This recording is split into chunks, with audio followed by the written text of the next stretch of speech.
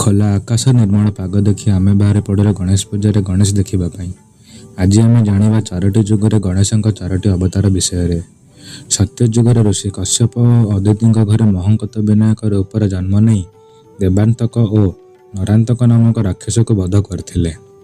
ତ୍ରେତୟା ଯୁଗରେ ଭାଦ୍ରବ ଶୁକ୍ଳପକ୍ଷ ଚତୁର୍ଥୀରେ ଉମାଙ୍କ ଘରେ ଜନ୍ମି ଗଣେଶ ରୂପରେ ଜନ୍ମିସିନ୍ଧୁ ନାମକ ରାକ୍ଷସକୁ ବଧ କରିବା ସହିତ ବ୍ରହ୍ମାଙ୍କ ପୁତ୍ରୀଦ୍ୱୟ ରିଦ୍ଧି ଓ ସିଦ୍ଧିଙ୍କୁ ବିବାହ କରିଥିବାର ପୁରାଣରେ ବର୍ଣ୍ଣିତ।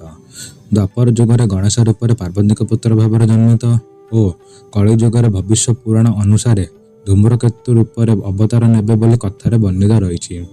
ଆଶା କରୁଛି ଆପଣଙ୍କୁ ଭିଡ଼ିଓଟି ଭଲ ଲାଗୁଥିବ। ଆଜି ପାଇଁ ଏତିକି, ତ ଦେଖା ହେବ ଆଗାମୀ ଭିଡ଼ିଓରେ। ସେତେ ପର୍ଯ୍ୟନ୍ତ ଗଣେଶଙ୍କର ଭିଡ଼ିଓ ଗୁଡ଼ିକୁ ଏନ୍ଜୟ କରିଥାନ୍ତୁ।